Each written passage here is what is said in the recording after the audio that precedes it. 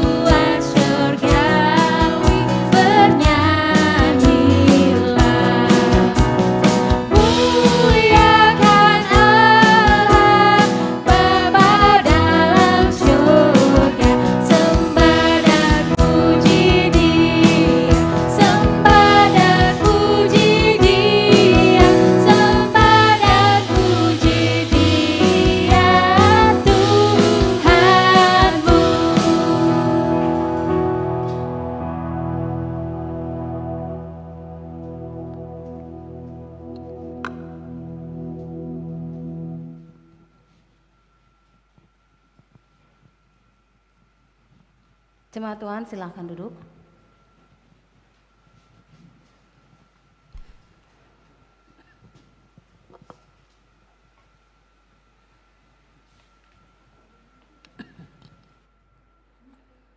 Kita telah berkumpul di sini sebagai keluarga Allah di hadapan Allah Bapa kita untuk menaikkan pujian dan syukur kepadanya, mendengar dan menerima firman-Nya yang kudus, membawa ke hadapannya pergumulan-pergumulan dunia ini, memohon pengampunannya atas dosa-dosa kita dan memohon kasih karunia-Nya sehingga melalui putranya Yesus Kristus kita mampu mempersembahkan diri kita untuk pelayanan-Nya. Jika kita berkata bahwa kita tidak berdosa, maka kita menipu diri kita sendiri dan kebenaran tidak ada di dalam kita. Jika kita mengaku dosa kita, Allah adalah setia dan adil sehingga Ia akan mengampuni dosa-dosa kita dan menyucikan kita dari segala ketidakbenaran. Oleh karena jemaat Tuhan yang kekasih, marilah kita dengan segala kerendahan hati kita mengaku dosa-dosa kita ke depan Allah yang Maha Kuasa bersama. Allah yang Maha Kuasa, Bapa Surgawi, kami telah berdosa terhadap Engkau dan terhadap sesama kami di dalam pikiran, perkataan, dan perbuatan melalui kelalaian, kelemahan, dan kesalahan yang disengaja. Kami sangat menyesal dan bertobat dari semua dosa kami. Demi Putramu Yesus Kristus yang telah mati untuk kami, ampunilah kami atas semua yang telah kami lakukan dan karuniakanlah kami agar kami dapat melayani Engkau di dalam kehidupan yang baru bagi kemuliaan nama-Mu. Amin.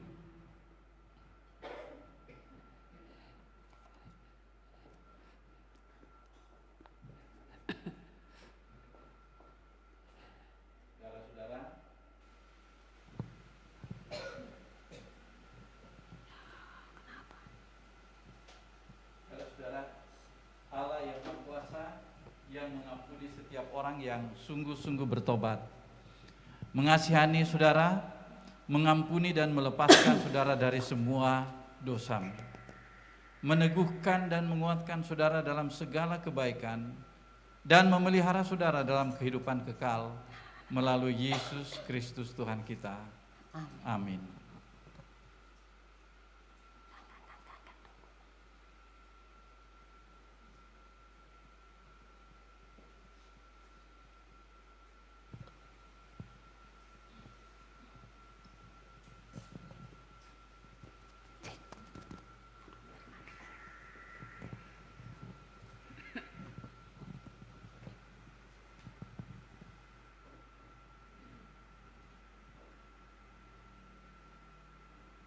Mari kita membuka Alkitab kita.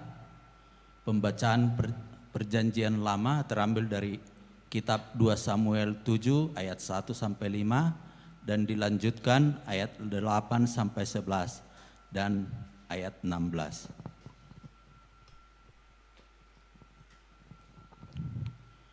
Dua Samuel 7 ayat 1 sampai 5 dengan judul perikop Janji Tuhan mengenai keluarga dan kerajaan Daud. Ketika raja telah menetap di rumahnya dan Tuhan telah mengaruniakan keamanan kepadanya terhadap semua musuhnya di sekeliling, berkatalah raja kepada Nabi Nathan, "Lihatlah, aku ini diam dalam rumah dari kayu aras, padahal tabut Allah diam di bawah tenda." Lalu berkatalah Nathan kepada raja, "Baik, lakukanlah segala sesuatu yang dikandung hatimu, sebab Tuhan menyertai engkau." Tetapi pada malam itu juga datanglah firman Tuhan kepada Nathan, demikian, "Pergilah, katakanlah kepada hambaku Daud, beginilah firman Tuhan, masakan engkau yang mendirikan rumah bagiku untuk kudiami." Dan dilanjutkan ayat 8 sampai 11. Oleh sebab itu, beginilah kau katakan kepada hambaku Daud, beginilah firman Tuhan semesta alam, akulah yang mengambil engkau dari padang ketika menggiring kambing domba untuk menjadi raja atas umatku Israel.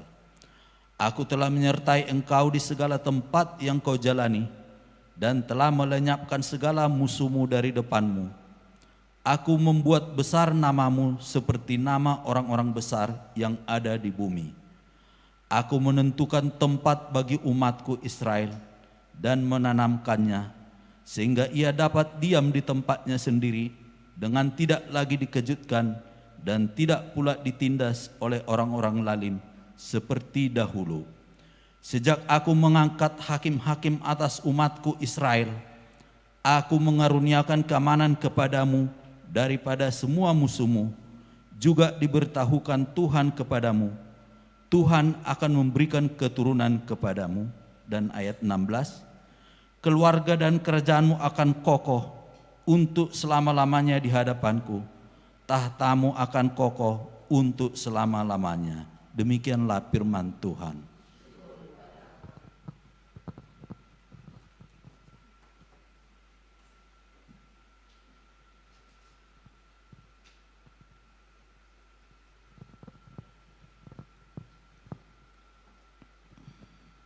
Pembacaan Alkitab dari Perjanjian Baru terambil dari Kisah Para Rasul, Kisah Para Rasul 13 ayat 16 sampai 26.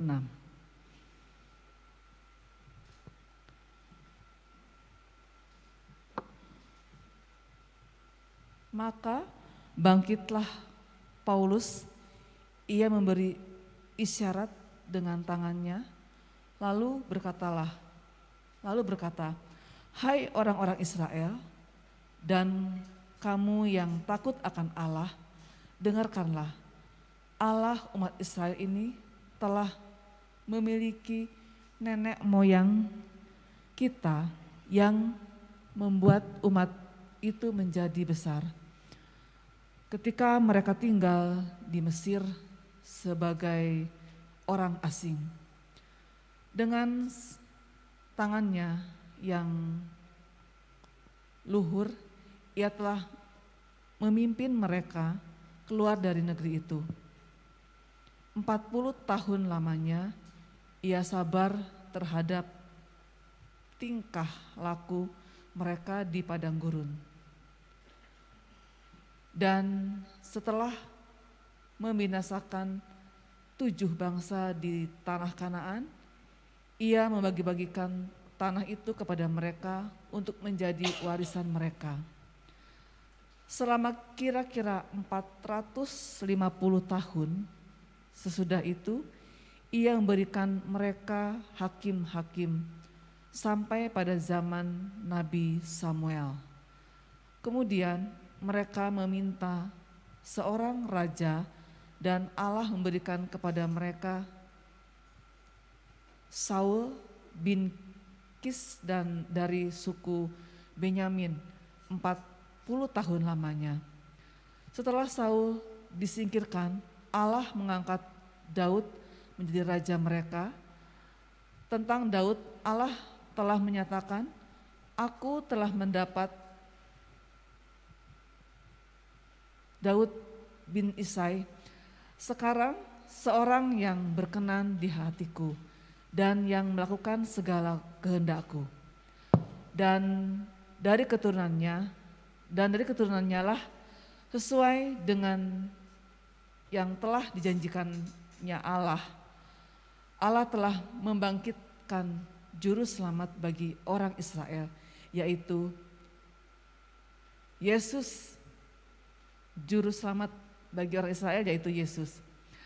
Menjelang kedatangannya, Yohanes telah menyerukan kepada seluruh bangsa Israel supaya mereka bertobat dan memberi diri dibaptis. Dan ketika Yohanes hampir selesai menunaikan tugasnya, ia berkata, "Aku bukanlah dia yang kamu sangka, tetapi ia akan datang kemudian daripadaku, membuka kasut dari kakinya pun aku tidak layak." Hai saudara-saudaraku, baik yang termasuk keturunan Abraham maupun yang takut akan Allah, kabar keselamatan dan sudah disampaikan kepada kita. Amin. Demikianlah firman Tuhan. Jemaat Tuhan, saya persilakan untuk berdiri. Sebelum kita mendengarkan uraian firman Tuhan, kita bersama-sama akan menyanyikan sebuah lagu. Belum pernah ada.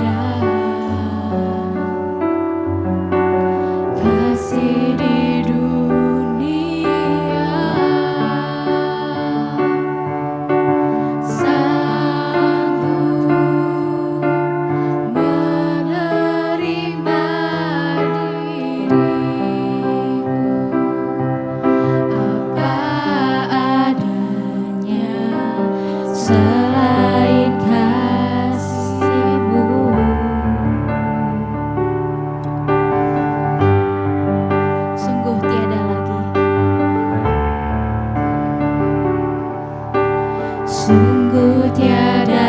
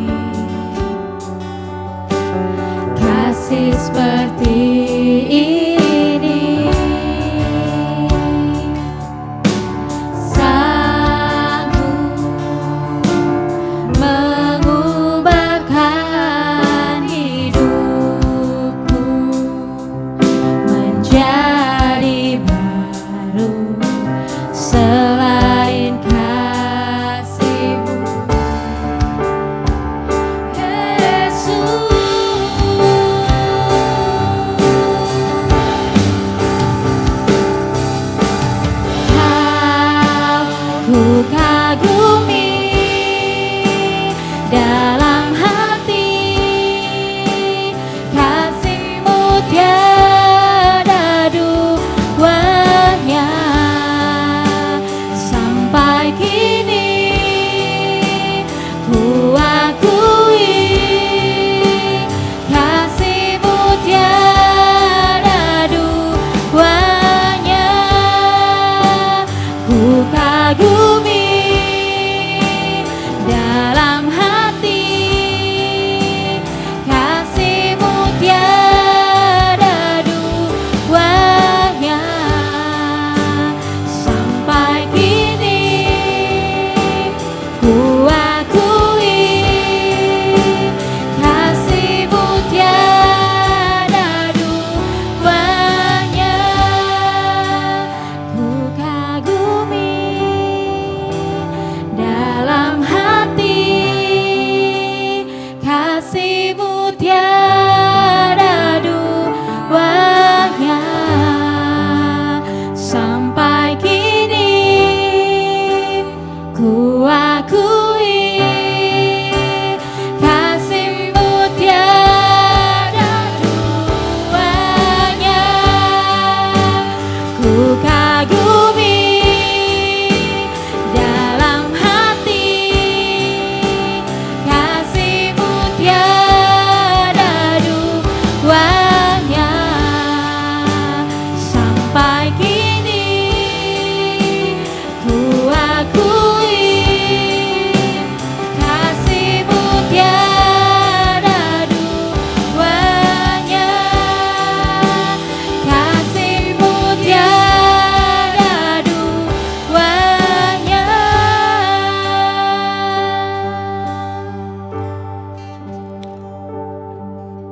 Kita tetap berdiri. Kita akan masuk dalam pembacaan Injil. Pembacaan Injil diambil dari Lukas 1 ayat 67 sampai dengan 79. Bersama, kemuliaan bagi Kristus Juru Selamat kita. Lukas 1 ayat 67. Dan Sakaria ayahnya penuh dengan Roh Kudus, lalu bernubuat, katanya. Terpujilah Tuhan Allah Israel, sebab Ia melawat umatnya dan membawa kelepasan baginya. Ia menumbuhkan sebuah tanduk keselamatan bagi kita di dalam keturunan Daud, hambanya itu.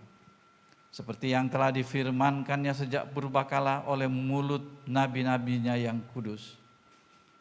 Untuk melepaskan kita dari musuh-musuh kita dan dari tangan semua orang yang membenci kita. Untuk menunjukkan rahmat-Nya kepada nenek moyang kita dan mengingat akan perjanjiannya yang kudus, yaitu sumpah yang diucapkannya kepada Abraham bapa leluhur kita, bahwa Ia mengaruniai kita supaya kita terlepas dari tangan musuh, dapat beribadah kepadanya tanpa takut, dalam kekudusan dan kebenaran di hadapannya seumur hidup kita. Dan engkau, hai anakku, akan disebut Nabi Allah yang Maha Tinggi, karena engkau akan berjalan mendahului Tuhan untuk mempersiapkan jalan baginya, untuk memberikan kepada umatnya pengertian akan keselamatan yang berdasarkan pengampunan dosa-dosa mereka, oleh rahmat dan belas kasihan dari Allah kita, dengan mana Ia akan melawat kita, surya pagi dari tempat yang tinggi, untuk menyinari mereka yang diam dalam kegelapan dan dalam naungan maut, untuk mengarahkan kaki kita kepada jalan damai sejahtera. Demikianlah Injil Kristus. Terpujilah Kristus Tuhan kita. Silakan duduk.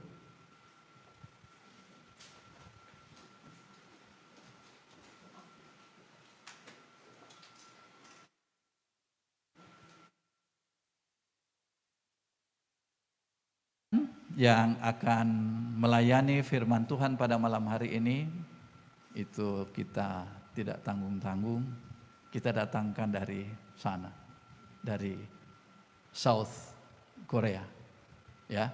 Tetapi beliau datang sini untuk melayani, menjadi hamba Tuhan, dan saat ini beliau akan menjadi berkat buat kita. Sudah tidak asing lagi, gampang diingat namanya.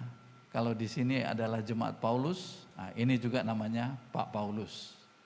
Lengkapnya Pak Paulus Jinu Kim. Semua orang Korea marganya Kim, jarang yang lain ya.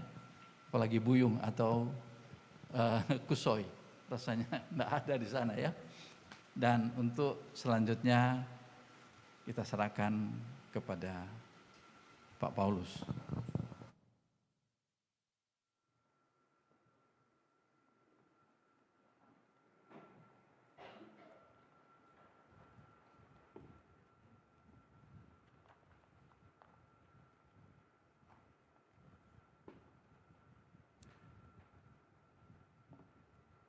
Haleluya. Haleluya. Amin. Ya, saya sangat berterima kasih atas kesempatan untuk sharing yang saya renungkan dalam kehidupan sehari-hari. Ya, sebelumnya mari kita berdoa.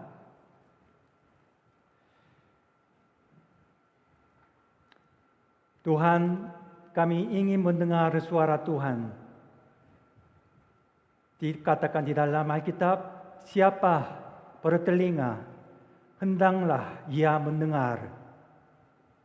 Dalam nama Yesus kami berdoa. Amin. Ya, belakangan ini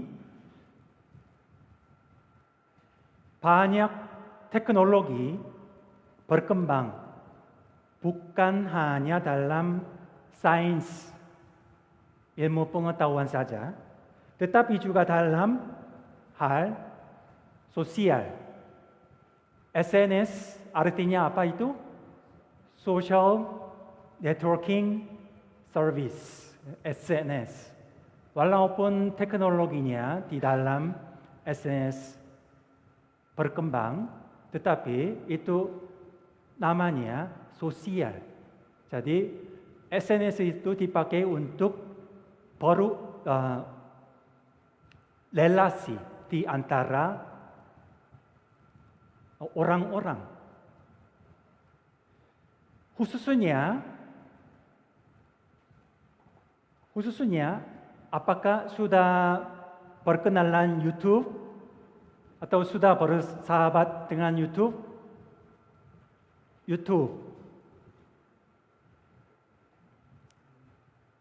Setiap hari berapa jam nonton YouTube? Yang milenial, setiap hari berapa jam nonton YouTube? 3 jam? 12 jam? Ya, banyak sekali ya. Jujur saja ya, saya juga sering nonton YouTube channel, news, entertainment, hopa, bahkan cara masak juga ya. Dan cara memotong sayuran seperti itu. Ada ketimun bagaimana memotong ketimunnya dengan baik untuk makan dengan baik seperti itu.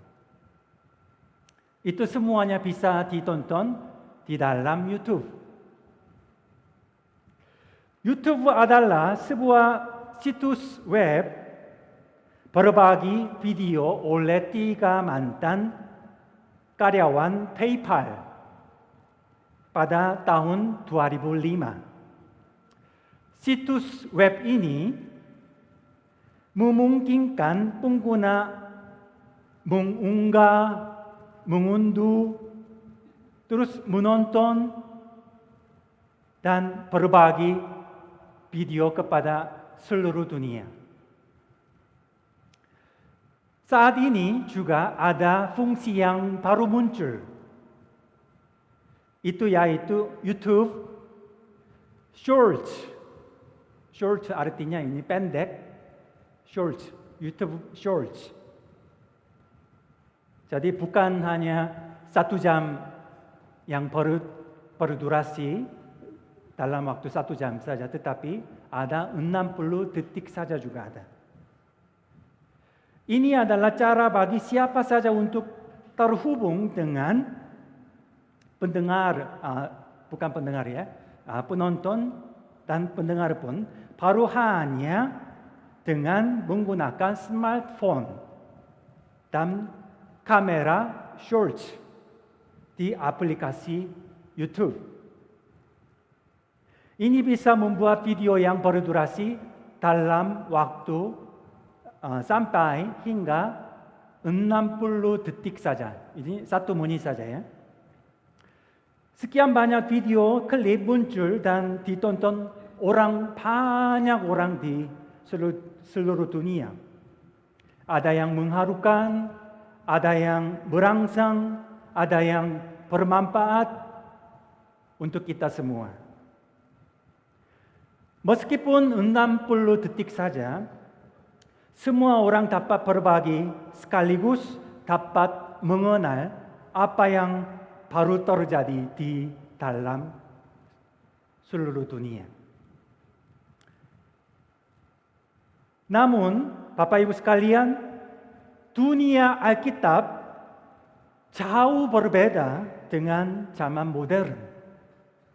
Ketika Rasul Paulus berkhotbah di depan umum untuk menjelaskan Yesus Kristus, ia tidak berkata hanya peristiwa kematian di atas kayu salib saja.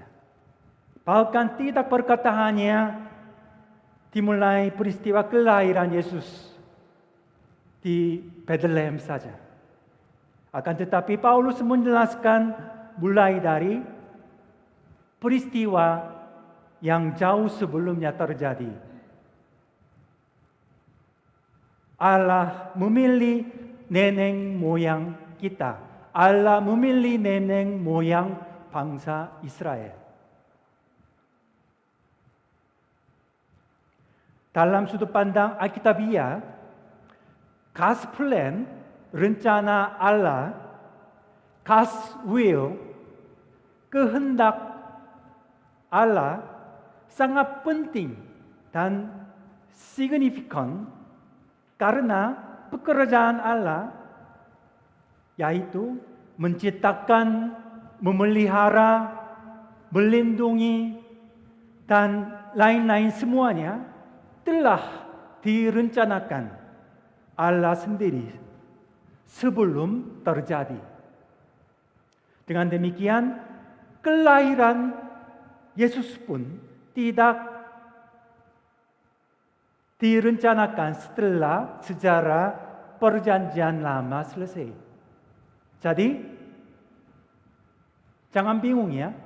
Setelah selesai sejarah Perjanjian Lama, Allah baru merencanakan Yesus datang untuk menyelamatkan kita. Bukan seperti ini. Tetapi sebelum Allah menciptakan langit dan bumi, Allah telah merencanakan untuk datangnya Yesus Kristus di dunia ini. Inilah poin yang jauh berbeda dengan sudut pandang duniawi. Dalam waktu 60 detik saja, semua orang merasa senang dan happy. Tetapi dalam Alkitab, sejarah yang terjadi sekian lama itu penting sekali.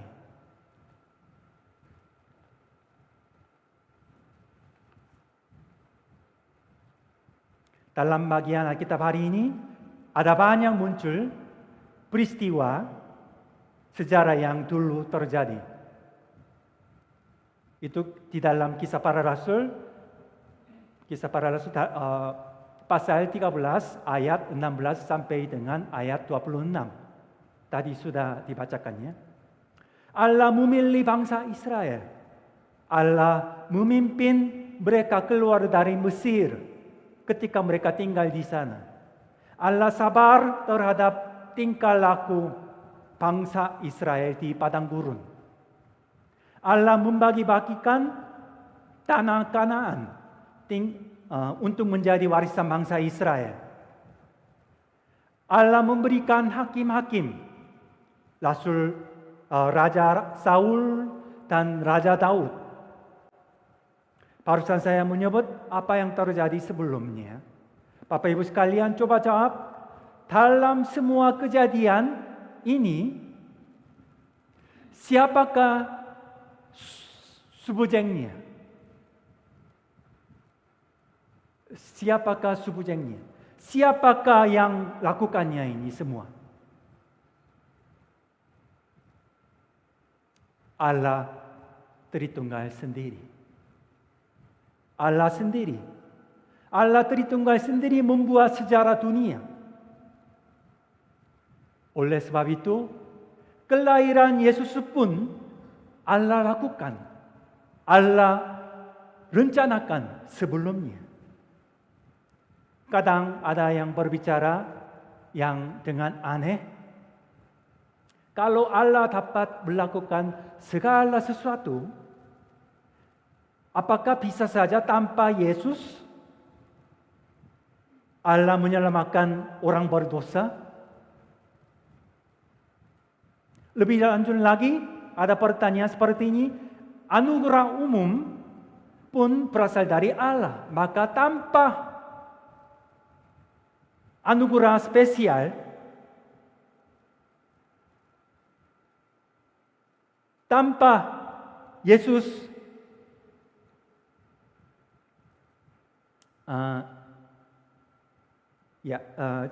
maka tanpa mengabarkan Injil Yesus Kristus, mereka dapat diselamatkan karena ada anugerah umum. Pasti ada solusinya tanpa Yesus. Bisa saja ditanyakan seperti ini. Tetapi inilah pikiran salah sekali. Tanpa Yesus tidak ada keselamatan. Tanpa anugerah spesial tidak dapat masuk ke surga.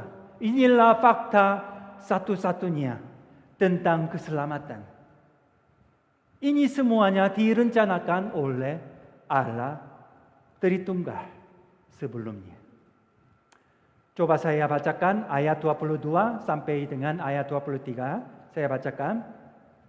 Setelah Saul disingkirkan, Allah mengangkat Daud menjadi raja mereka. Tentang Daud, Allah telah menyatakan, aku telah mendapat Daud bin Isai, seorang yang berkenan di hatiku dan yang melakukan segala kehendakku.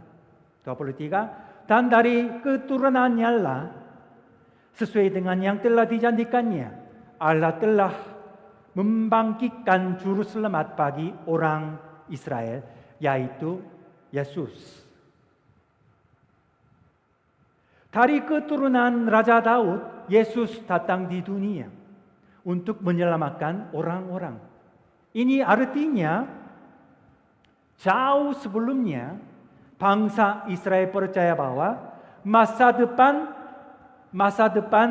pasti muncul, pasti ada Mesias yang berasal dari silsilah Daud.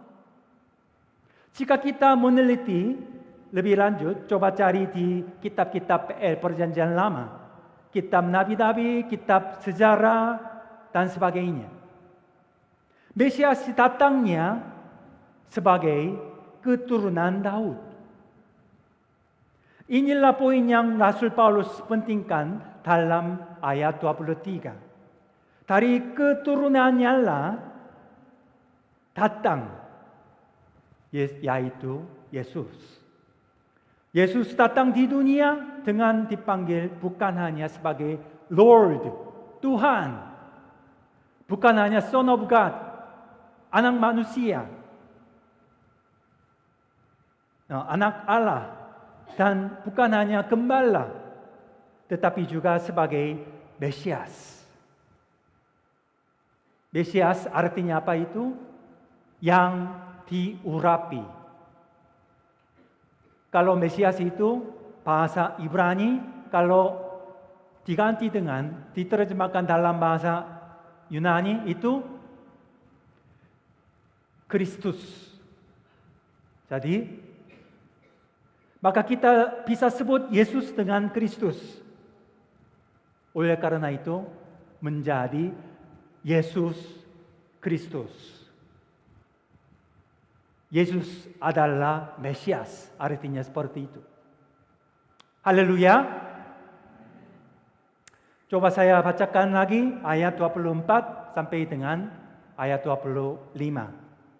Menjelang kedatangannya, Yohanes telah menyuruhkan kepada seluruh bangsa Israel supaya mereka bertobat dan memberi diri dibaptis.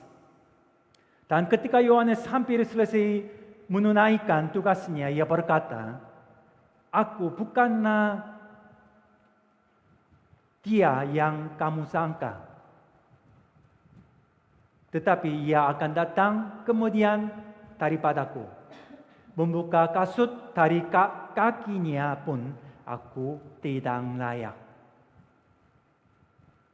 Rasul Paulus menyebut Yohanes Pembaptis di sini untuk menekankan otoritas Yesus sebagai Mesias.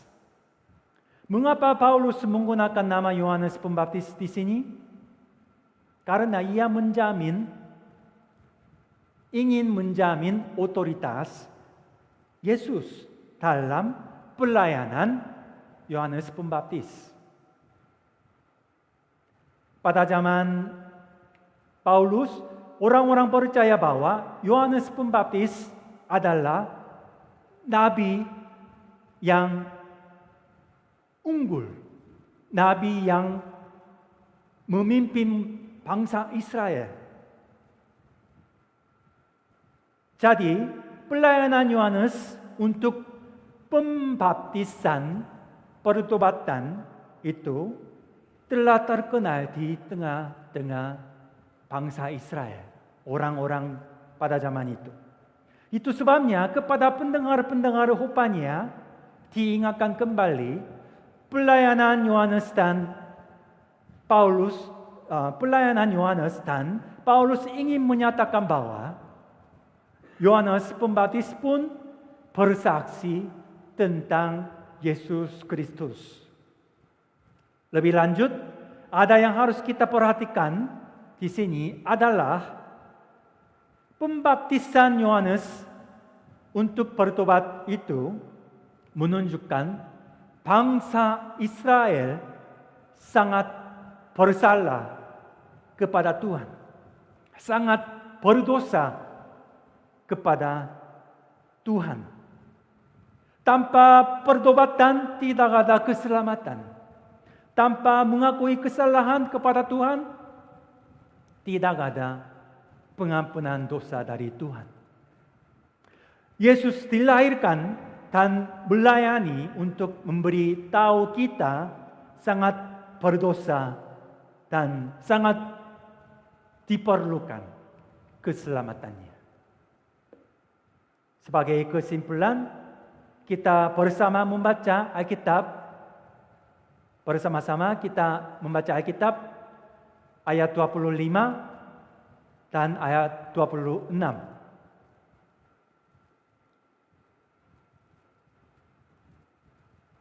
Are you ready?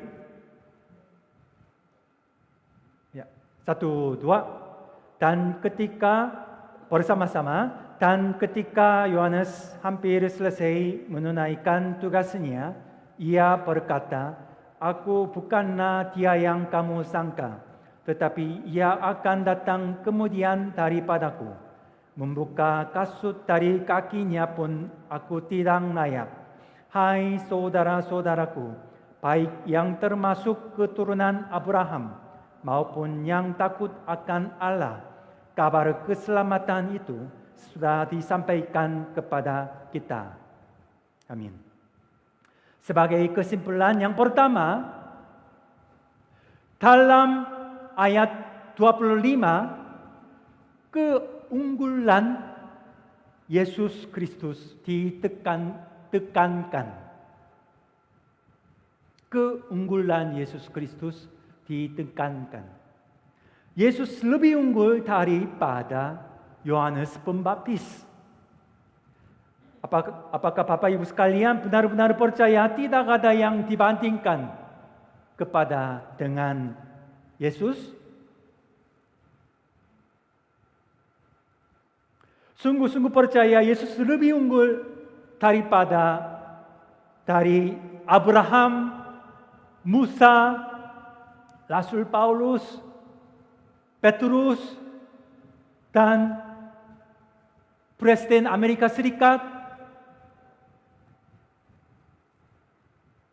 Yesus lebih unggul daripada segala sesuatu dan semua orang yang ada di dunia ini. Kesimpulan yang kedua, dalam ayat 26 ada yang disebut kabar keselamatan. Kabar keselamatan. Apa artinya ini? Yesus lahir dan mati di kayu salib, dan 3 hari kemudian Yesus bangkit pula dari antara orang mati. Inilah kabar keselamatan. Inilah kabar keselamatan.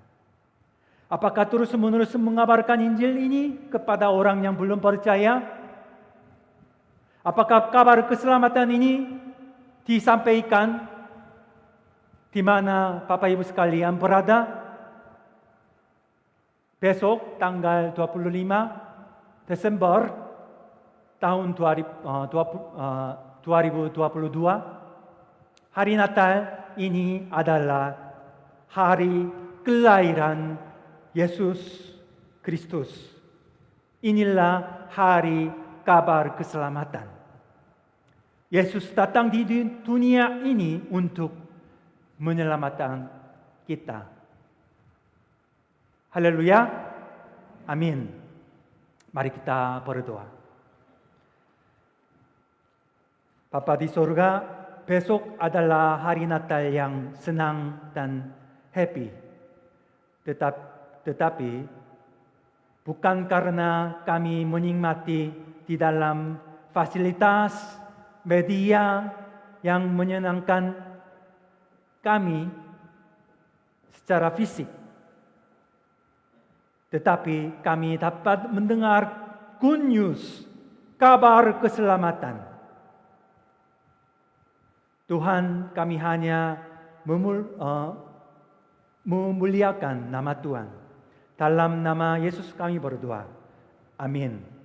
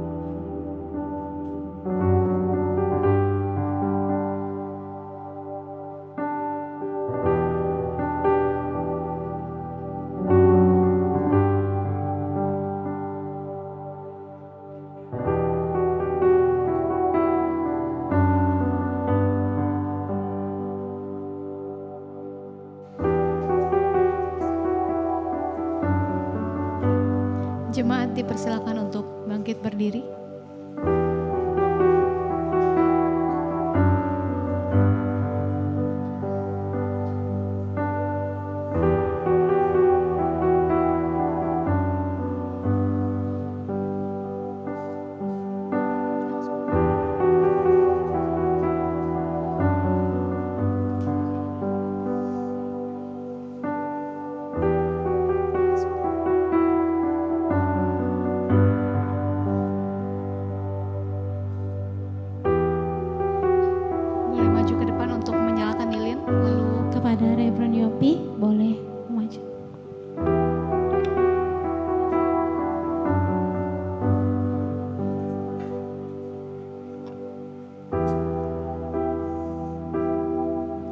Lilin-nya boleh bantu dibagikan kepada jemaat.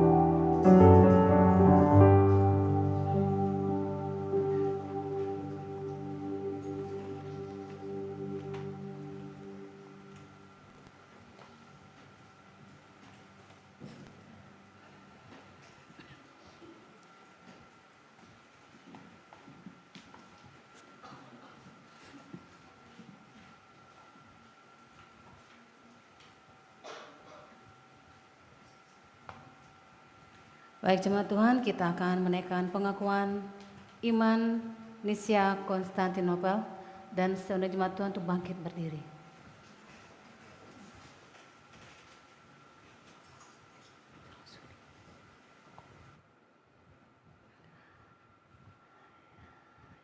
Itu rasuli ya? Oke, karena di layarnya pengakuan iman rasuli, kita akan menekan pengakuan iman rasuli. Bersama, aku percaya kepada Allah, Bapa yang Maha Kuasa, Khalik langit dan bumi, dan kepada Yesus Kristus, Putranya yang tunggal Tuhan kita, yang dikandung dari Roh Kudus, lahir dari anak darah Maria, yang menderita sengsara di bawah pemerintahan Pontius Pilatus, disalibkan, mati dan dikuburkan. Ia turun ke dalam dunia orang mati. Pada hari ketiga dia bangkit kembali. Ia naik ke surga dan duduk di sebelah kanan Sang Bapa. Ia akan datang kembali untuk menghakimi orang yang hidup dan yang mati. Aku percaya kepada Roh Kudus, gereja yang kudus dan katolik, persekutuan orang kudus, pengampunan dosa, kebangkitan orang mati, dan hidup yang kekal. Amin. Silakan duduk.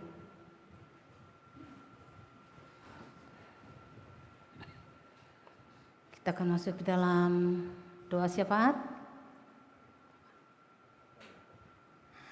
Dan doa syafaat ini akan dipimpin oleh Reverend Jacob Nanlohi.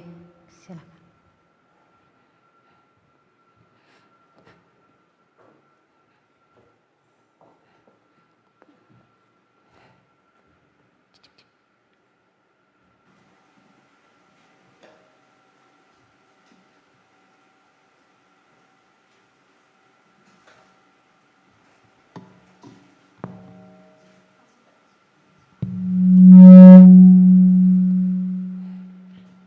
Mari kita berdoa.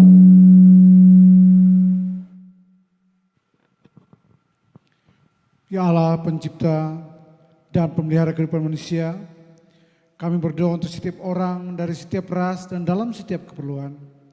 Biarlah jalan-jalan-Mu dikenal di bumi dan kuasa penyelamatan-Mu kepada semua bangsa. Secara khusus kami mau berdoa kepada bangsa kami, bangsa Indonesia ini Tuhan. Pimpin Presiden kami, Joko Widodo Tuhan, dengan kuat kuasa kudus-Mu, juga para aparatur dari tingkat pusat sampai ke daerah RT RW sekalipun dengan kuat kuasa kudus-Mu.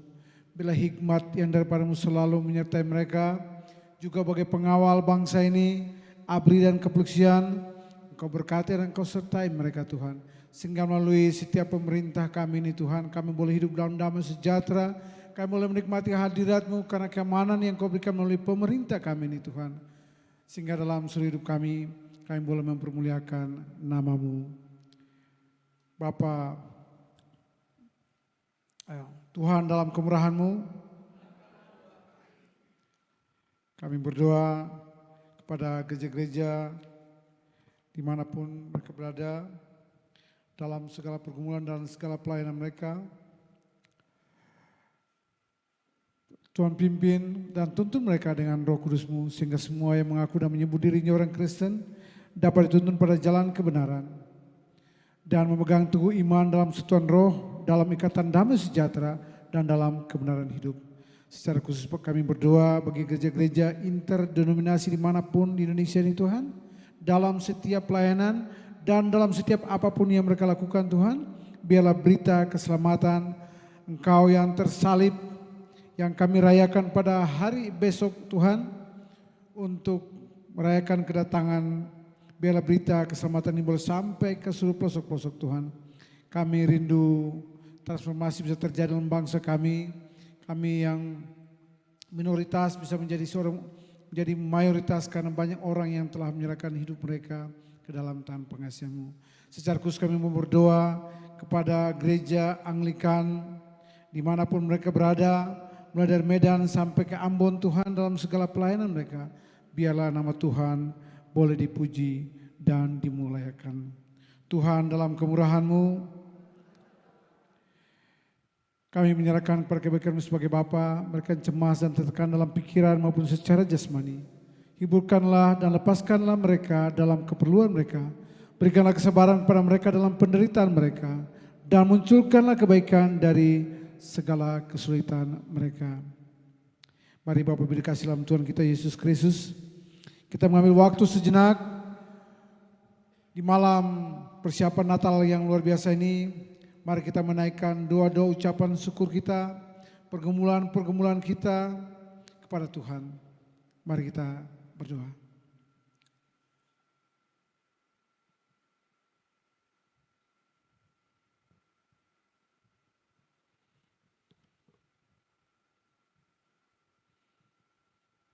Terima kasih ya Tuhan Yesus, dengarlah setiap doa anak-anak-Mu.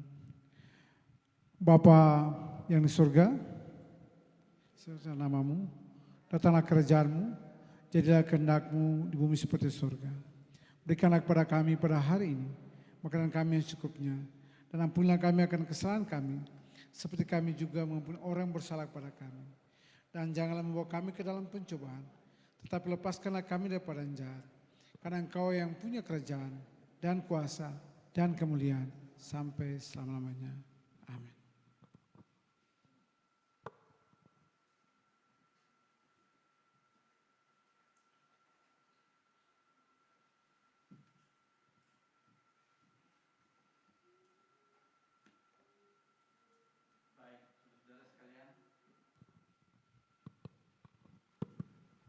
Saudara-saudara, malam ini adalah biasanya disebut dengan Christmas Eve.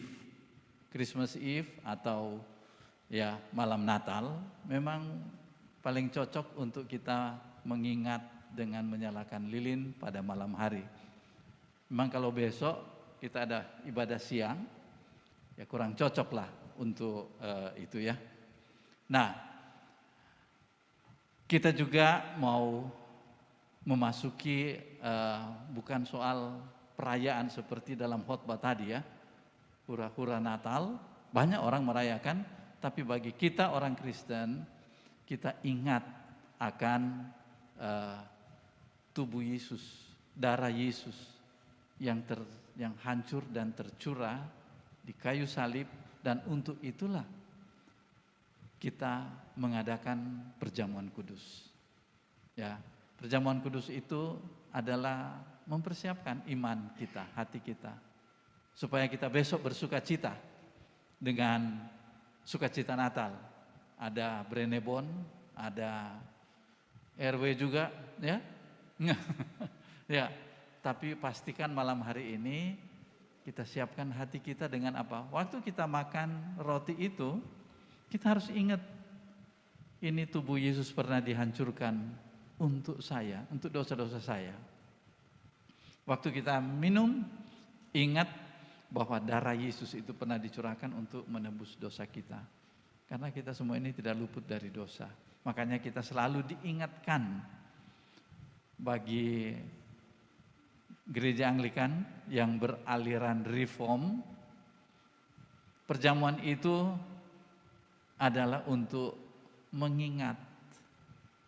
Ini jadi waktu itu diangkat mengingat. Firman Tuhan tadi bukan untuk ini ya, bukan untuk supaya lakukan ini supaya kamu selamat, bukan. Mengingatkan kepada kita tentang janji Allah dalam firman Tuhan, dan sakramen itu mengingatkan kepada kita tentang Yesus. Jadi waktu terima perjamuan yang ada di sini kita adalah ingat Yesus, ingat Yesus. Makanya terimalah roti itu dengan iman. Hanya dengan iman kita bisa ya mengingat akan Yesus yang pernah tersalib. Baik, saudara sekalian, kita akan masuk di dalam perjamuan kudus ini. Untuk itu saya undang semua kita bangkit berdiri. Okay. Next. Kita adalah tubuh Kristus, dalam satu roh kita semua telah dibaptis ke dalam satu tubuh. Oleh sebab itu, marilah kita mengejar semua hal yang mendatangkan damai sejahtera dan membangun kehidupan kita bersama.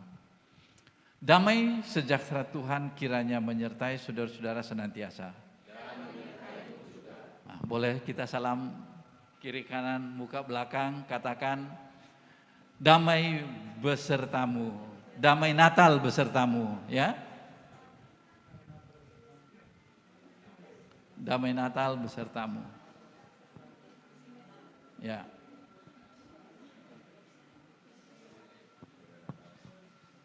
Ya. Ya. Oke. Kalau sudah, dipersilakan duduk, kita akan memberikan persembahan.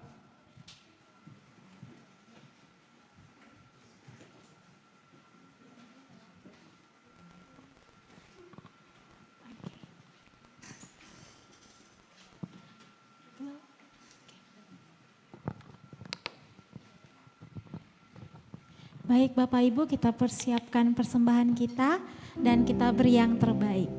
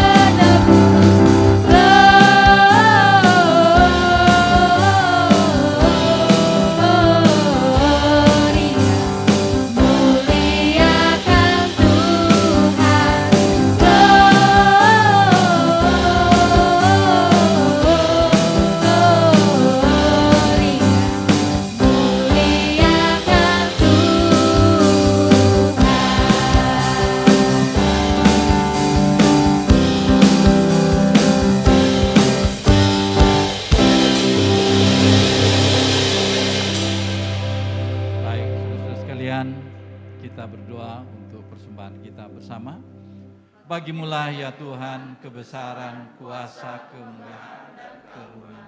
Karena segala sesuatu di surga dan di bumi adalah milik-Mu. Segala-galanya berasal daripadamu, dan dari milik-Mu sendiri kami mempersembahkannya kepadamu. Amin.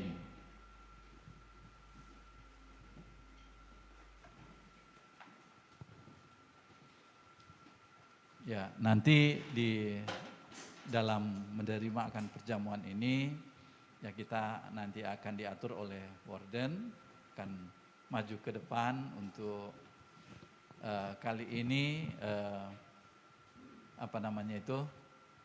mungkin cuma sekali ambil roti dan sekali mengucapkan roti dan anggur ini.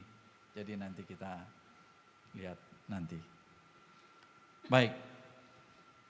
Kita telah datang dengan cara yang baru dan hidup di dalam takhta Allah untuk mendapatkan bagian dalam apa yang ditentukan untuk orang-orang kudus di dalam kerajaan terang bersama.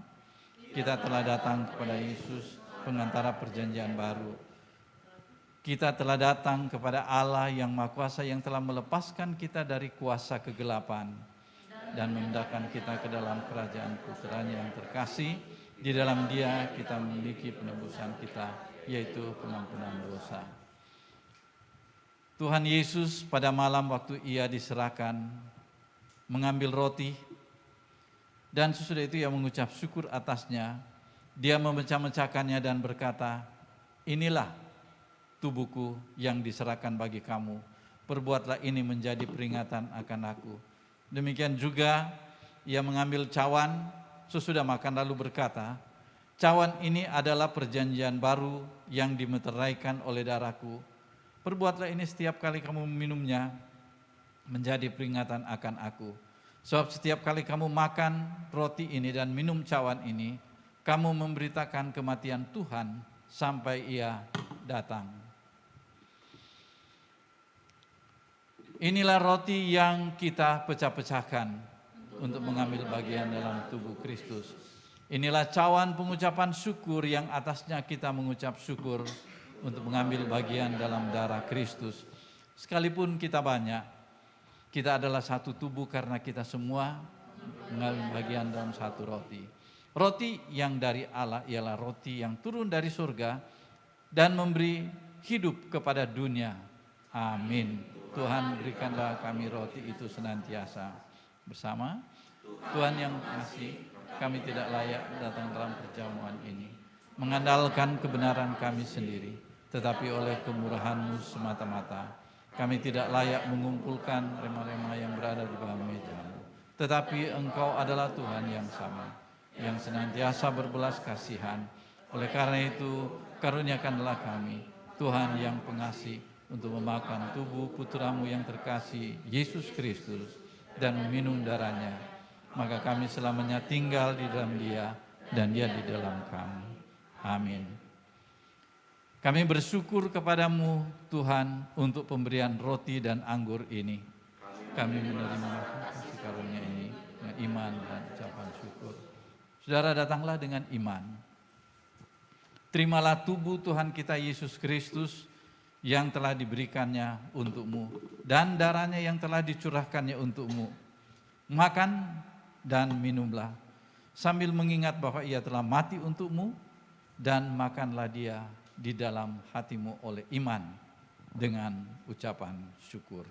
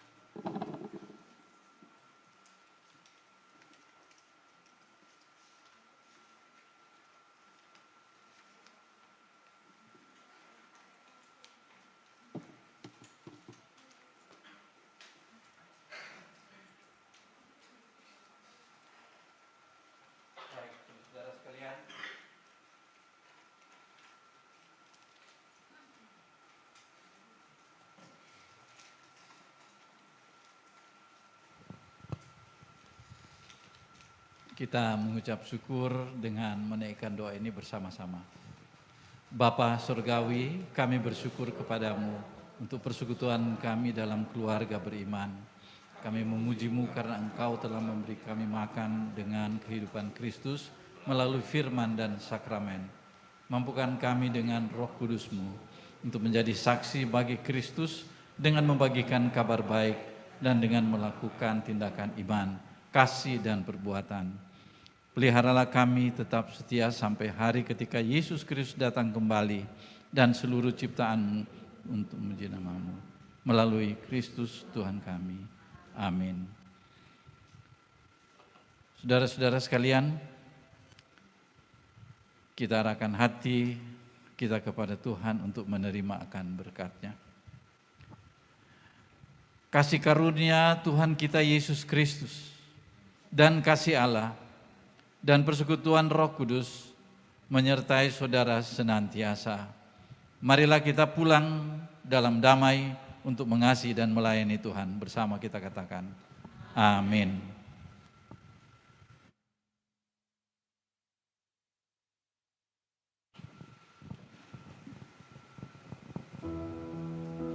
Baik jemaat Tuhan, saya persilakan kita semua untuk bangkit berdiri. Kita bersama-sama akan menyanyikan satu lagu sambil kita memberikan ucapan syukur kita dengan memberikan persembahan.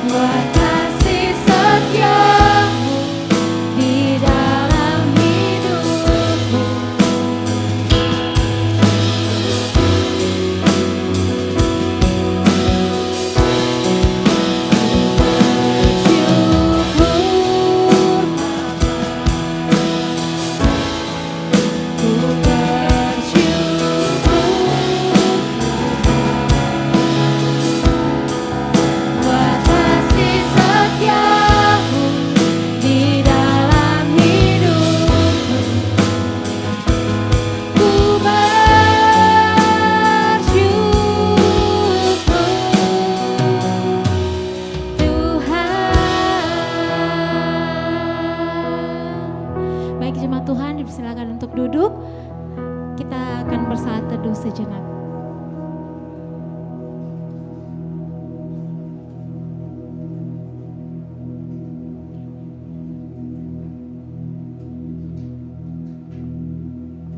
Kami mengucap syukur kepadamu Tuhan, karena Engkau telah lahir untuk kami.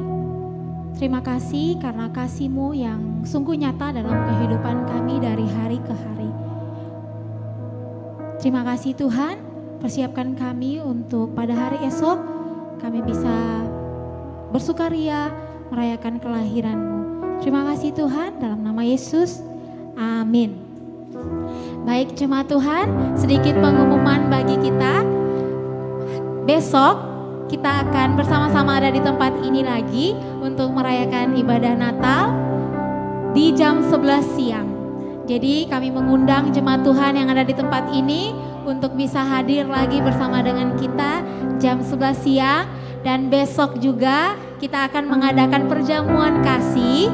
Jadi bagi Bapak Ibu jemaat Tuhan yang mau membawa makanan, membawa lauk pauknya untuk bersama kita menikmati berkat Tuhan bersama dengan seluruh jemaat, kita terbuka untuk jemaat untuk membawa berkat pada hari esok. Ya, selamat malam, selamat hari Natal. Saya persilakan kita semua kembali berdiri dan kita bisa bersalam-salaman, kita bersama kita nyanyi lagu Dari Pulau dan Benua. Sama kita bertepuk tangan sambil bersalam-salaman.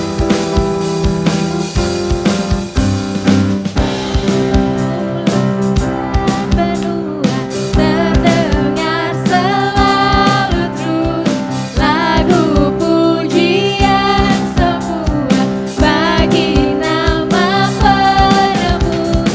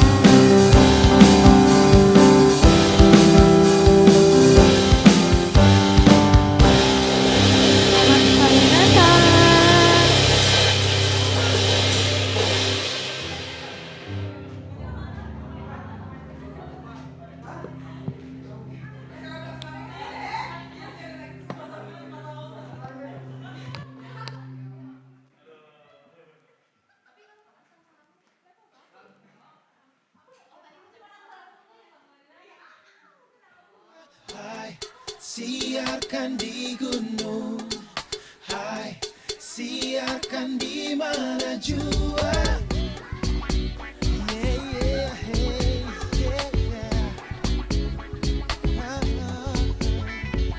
Hai, siarkan di gunung, di bukitan, di mana jua.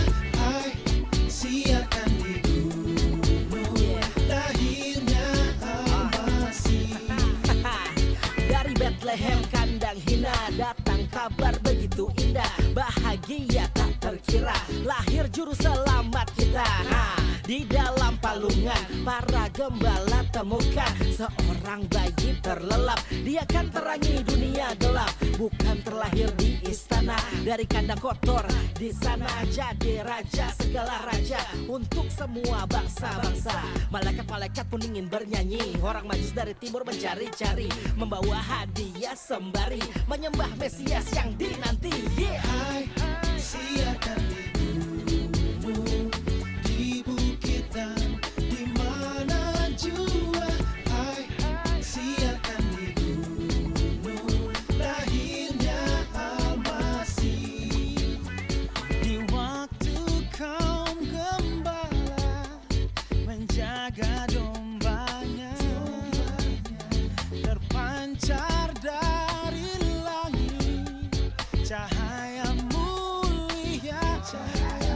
Gembala sangat takut ketika mendengar nyanyian pada surga, gempita menggegah.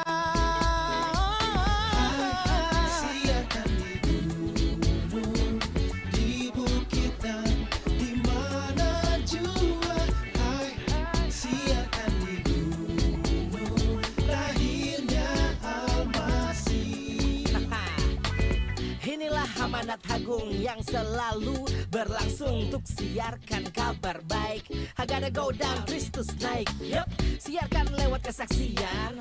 Hidup kita jadi perhatian saat dunia mengamati Kristus